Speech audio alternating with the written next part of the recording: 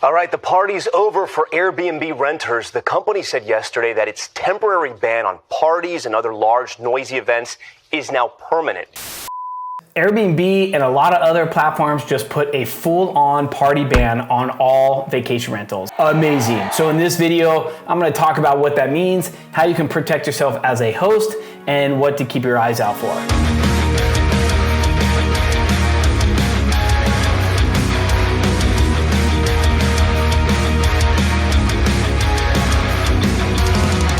For those of you who follow my channel, my name is John Hildebrand. I'm an Airbnb host. I've been hosting since early 2016. I'm also an official Airbnb ambassador. What that means is I help students or anybody that wants to join the platform for free, get them on the platform. So I'm always learning about Airbnb and how we can make the entire community better. Now I know I'm a little late on this. There's a lot of other videos that are already out about the party ban and whatnot, but I just wanted to give my take on it. I was sick and it wasn't really making a lot of videos, but to me, this is a very, very, very necessary ban. This is something that I've been promoting or pushing all the time, that parties are just a lot of trouble. Pisses off the neighbors, makes city council mad. All the neighbors are calling city council's calling the host, they're calling the cops. The cops are getting completely over trying to deal with these parties, which I fully do not blame them. Who wants to show up to a bunch of drunken idiots trying to kick them out of an Airbnb? So this is something that I saw coming a long time. It's pretty amazing that Airbnb finally stepped up and made it fully illegal. One thing I love about this ban, not only did Airbnb do it, but VRBO is doing it also, full party ban on the platform, and more platforms are stepping up to do that. Before, all the responsibility was on the host. You would try to screen, you have NoiseAware, all this other protection, cameras, all this stuff, but a party could still happen. And most of the blame would always land on the host. Guests would just kind of take off and never get in trouble and whatever. So now the platform's gonna go after the guests. They're gonna kick them off the platform, which is amazing. They could be fined.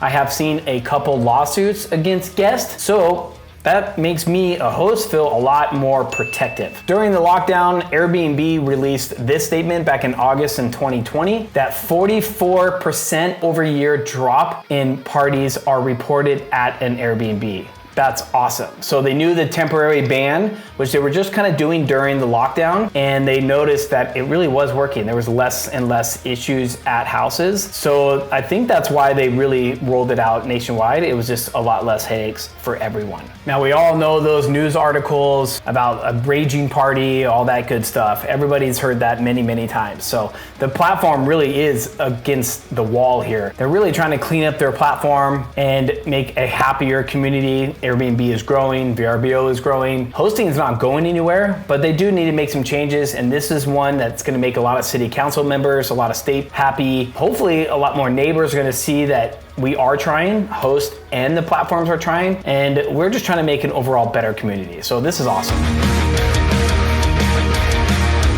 Now let me be clear also, you guys, parties can still happen. So don't just think just because the platforms have a party ban that you're home free, you don't have to worry about it. You still really should protect yourself. So like in my house rules, I always put no parties, no events of any kind, maybe a minimum fine of like $500 plus any citations, right? So that's one way I try to protect myself. Another way I like to protect myself is NoiseAware. I'll put the link down below. You guys can get like 15% off. But NoiseAware picks up all the sound, and if they're too loud, it will message the guest, it will message me, let them know. If the cops are called, you have proof that there was noise, so you can find the guest, so you can get them kicked out, that kind of thing. I always recommend also is have a front door camera. Make sure you have a front door camera. That will really help you with not having parties at your house as well. And then just make it really clear that this is for a family, friends, no extra guests. In the state of Arizona, you can't have any more than 12 guests in a house, period. Some of the smaller homes I think are even 8. So there's all kinds of bans on there, but there's definitely ways you can protect yourself when you're building out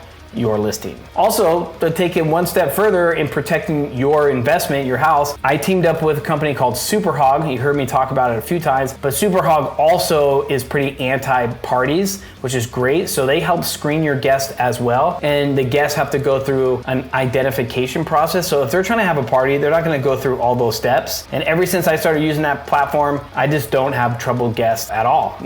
Knock on wood. But SuperHog is another way you can protect yourself, and I'll share all those kind of links for you guys down below.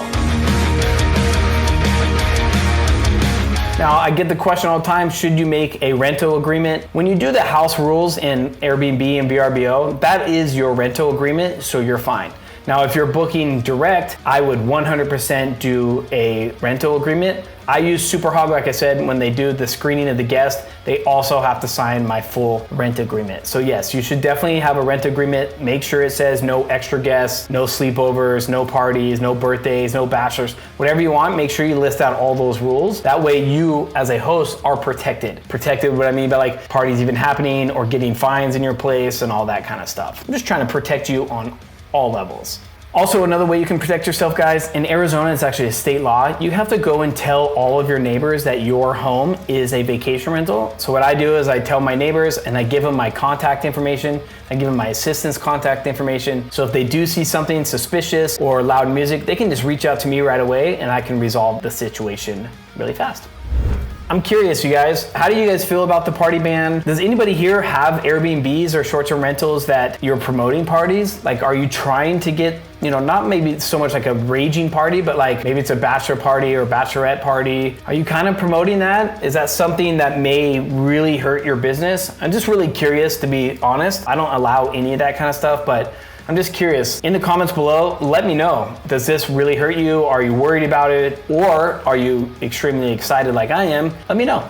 Love to hear it. All right, that's it. I just wanted to jump on really quick, honestly, and just tackle one subject, the party ban. Love all you guys. Thank you for tuning in. And guess what? We hit 1,000 subs. None of this would be possible. I never even thought I would even do a YouTube, but we hit 1,000 subs. You guys are freaking awesome. So like, subscribe, comment, all that stuff. Write a comment down below. Let me know what stuff you guys are liking, because I'm making the videos for you guys. So thanks.